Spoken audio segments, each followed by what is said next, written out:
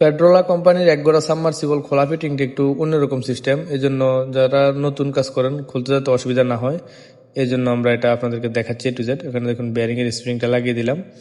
এখন এখানে এরকম একটা কাভার থেকে এটা দিতে হবে। আর এটার কেবলটা কিন্তু পিছনের দিক দিয়ে বাইর হয়, সামনের দিক দিয়ে কোনো কেবল নাই। তো এই অংশগুলো এভাবে লাগানোর পর আমরা বাকি অংশগুলো কিভাবে লাগাচ্ছি দেখুন। এটার দেখুন এই যে সোজাসুজিভাবে। তো এখানে এটা খোলা ফিটিং এবং এটা কিন্তু অন্যান্য কোম্পানি ফিতল দেয়, এখানে প্লাস্টিক দিচ্ছে, কিন্তু প্লাস্টিকগুলো কিন্তু ফিতল চাইতো ভালো। এখানে সেটিংগুলো খোলা ফিটিং এর তো একটা হার্ড না, এটা খোলার জন্য আস্তে ফোর্স করলে খুলে যায়, মানে সুন্দর, মানে একেবারে পারফেক্ট মেকানিজম আর কি। যে সব জায়গায় যে তামা বা সব জায়গায় যে পিতল দিলে যে ভালো কাজ করবে বিষয়টা এরকম নেই। মোটরগুলোর দাম অন্যান্য মোটর হচ্ছে ডাবল, কিন্তু এখানে প্লাস্টিক ব্যবহার করছে কোম্পানিগুলো, ইটালিয়ান কোম্পানি। আবার অনেক জায়গায় এগুলো পিতল ব্যবহার করে। দেখুন এখানে ফিটিং করার পর আমরা পাইছি 4.4 এম্পিয়ার। আর এটার কেবলটা কিন্তু পিছনের দিক দিয়ে বাইরে হয়েছে। এখানে 31.5 ক্যাপাসিটার আমরা দিয়েছি একবার। এটার সম্পূর্ণ কয়েল রিওয়াইন্ডিং আমাদের ইউটিউব চ্যানেলে ভিডিও আছে। রিওয়াইন্ডিং তো অবশ্যই আপনারা করতে পারবেন ওই ভিডিওগুলো দেখলে। আর এটা খোলা ফিটিংটা একটু অন্যরকম, এই জন্য এটা আমরা দেখাচ্ছি। তো এখানে ওয়াটার সেল কিন্তু ডাবল ব্যবহার করছে। সাধারণত যারা এই কাজগুলো শিখতে চান চাইলে সরাসরি আমাদের কাছে এসে শিখতে পারেন, অথবা আমাদের ইউটিউব চ্যানেলে ভিডিওগুলো দেখে দেখে আইডিয়া নিতে পারেন। আমরা অনেক প্রকারের কাজই করি। আর যারা ইলেকট্রিক কাজের সাথে জড়িত তারা চাইলে সরাসরি আমাদের কাছে আসতে পারেন, অথবা আমাদের ইউটিউব চ্যানেলের ভিডিওগুলো দেখলে এই মানে ইলেকট্রনিক্স জগতের মোটামুটি একটা আইডিয়া নিতে পারবেন। তো এখানে ডাবল ওয়াটার সেল ছিল।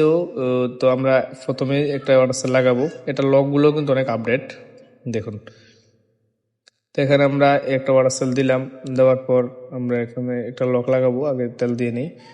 এই তেলটা দিতে হয় কেন, এটা কিন্তু কয়েলের ভিতরের তেল না, এই তেলটা হলো ওয়াটার সেলটা যে পাথরের সাথে ঘষবে, ঘষার সময় যাতে গরম হয়ে নষ্ট হয়ে না যায়, এই জন্য তেল থাকে। তেল থাকলে এটা গরম হতে পারে না এবং নষ্ট হয় না।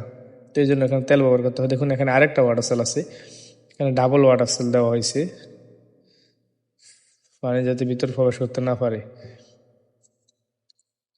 সোজা জিনিস। এখানে দেখুন এই লকটা একটু আপডেট ভার্সন। এই লকটা দেখুন কি সিস্টেমের লক। তো এই লকটা আমরা এখানে লাগাবো। যারা সাবমার্সিবলের কাজ করেন অন্যগুলা এগুলাও করতে পারবেন আশা করি, কারণ এগুলা তত একটা জিনিস নেই, লজিক্যাল জিনিস। আর যারা একবার নতুন তাদের জন্য খোলা ফিটিং এর ভিডিওটা শুধু দিছি। আর আমরা যে এত রকমের কাজ করি সবগুলোর ভিডিও তো আসলে দেওয়া হয়ে ওঠে না, এই কাজের প্রচুর পরিমাণে প্রেশার থাকে, এই জন্য আমরা সবসময় আর ভিডিও বানাতে পারি না। এই জন্য আপনাদেরকে জাস্ট এটা কয়েল বানছি সম্পূর্ণরূপে আমরা শুধু খোলা ফিটিং এর ভিডিওটা আপনাদেরকে খোলাটাও দেখাই নাই, শুধু ফিটিং করাটা দেখাচ্ছি। যে সময় এটা ফিটিং করতেছিলাম ওই সময় মনে হলো যে এটা দেখানো উচিত, কারণ এটা নতুন যারা আছে তারা খুলতে গেলে আটকে যাবে। দেখুন এখানে স্মুথ ভাবে চলতেছে। এখানে এই যে তেলের জায়গাটা, এই তেলের মুখটা লক করে দিবে। এখানে তেলটা দেওয়া হয়েছে কেন এটা আমি আগেও বলছি, যাতে নষ্ট না হয়ে যায় ওয়াটার সেলগুলো। এখানে ওয়াটারপ্রুফ ট্যাপ আছে।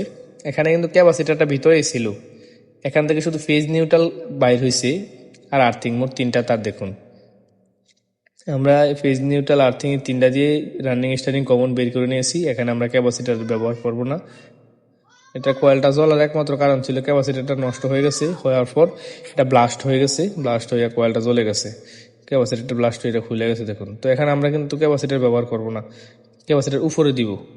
তো দেখুন এখানে এইভাবে ক্যাপাসিটারের যথেষ্ট পরিমাণে জায়গা আছে, কিন্তু আমরা ক্যাপাসিটার দিচ্ছি না, কারণ ক্যাপাসিটার দিলে ঝামেলা হয়। এখানে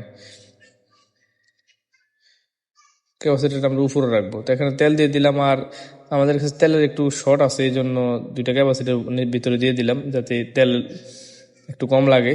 এটা অবশ্যই আপনারা করবেন না আশা করি। আমার কাছে তেলের শর্ট, এই জন্য আমি এই কাজটা করতে বাধ্য হয়েছি। কাস্টমারের কাজটাও ইমার্জেন্সি, এই কারণে দুইটা ক্যাপাসিটার দিয়ে তেলের জায়গাটা একটু কমিয়ে নিলাম। তো সোজাসুজিভাবে এটা আমাদের লাগানো শেষ প্রায়। দেখুন এখানে ওভার তেলটা কিন্তু এদিক দিয়ে বের হয়ে গেছে। তো ওভার তেলটা আমরা ফেলে দেব। ফেলে দেওয়ার পর এখানে আর কি কি লক আছে সেগুলো দেখব। তো সোজাভাবে তেল যতটুকু নেওয়া যায় নিলাম, বাকিটা ফেলে দিলাম। তো এখানকার একটা স্ক্রু যেটা দিয়ে তেল ওভার তেলটা বের করার পর লক মুখটা বন্ধ করে দেওয়া হয়, এখন একটা হার্ড কাভার, ওইটা ছিল রাবারের কাভার, এখন হার্ড কাভারটা দিলে এটা গার্ডের মধ্যে আটকে যাবে ভালোভাবে, এবং উপর দিয়ে একটা লক তো দেওয়ার পর এখানে স্টিলের একটা লক দেখুন, তো স্টিলের লকটা দিয়ে দিলাম। দেওয়ার পর এখানে আমাদের স্টিলের লকটা আটকানোর জন্য প্লাস্টিকের মধ্যে একটা স্ক্রু আছে।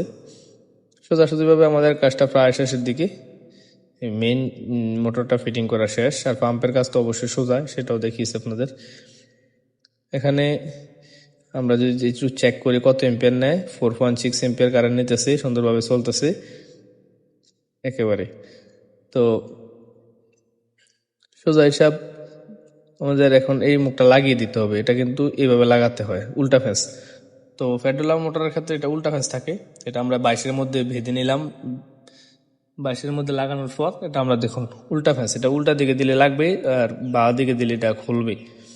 তো এটা কিন্তু অনেক যারা নতুন ইলেকট্রিশিয়ান আছেন তারাও কিন্তু এটা একটু মানে হেজিটেশনে পড়ে যান কি এটা উল্টা খুলবে না বা খুলবে। এটা কিন্তু ফ্যান্সগুলো দেখলে বোঝা যায় যে এটা উল্টা খুলবে নাকি বা খুলবে, এখানে ফ্যান্সগুলা ভালোভাবে লক্ষ্য করলে বোঝা যাবে। তো সেটা আপনাদেরকে দেখাইলাম মোটামুটি। এগুলো আসলে কাজগুলো কঠিনের কিছু নেই, সিম্পল কাজ, সিম্পল জিনিস, শুধু একটু সঠিক গাইডলাইন আর কমন সেন্স থাকলে এই কাজগুলো করা যায়। তো আমরা এখানে এই পেট্রোলাম মোটরের মধ্যে কোনো ক্লাম দিয়ে স্ক্রু নেই, ডাইরেক্ট ক্লাম উপরের মুখের সাথে লাগানো দেখুন। এখন আমাদের কাজটা শেষ, এখন আমরা প্রেসারটা চেক করব কত আছে। এখানে আমাদের প্রেসারটা যখন আটকে দেখুন হাই প্রেসার, এখানে 50+ প্রেসার আছে, 50-এর কাছাকাছি আছে প্রেসার, এতটুকু হলে যথেষ্ট। এটা 6 তলা বিল্ডিং এর মধ্যে পানি উঠায় আর বাসাবাড়ির জন্য। তো দেখুন এটা হলো 4.8 এম্পিয়ার কারেন্ট নিতেছে, এটা আমাদের প্রায় কাজ শেষ। তো বিস্তারিত জানতে আমাদের ইউটিউব চ্যানেলটি ভিজিট করবেন, আমরা কি কি ধরনের কাজ করি বা আপনার এই কাজগুলো শেখার দরকার কিনা। Thank you for watching this video.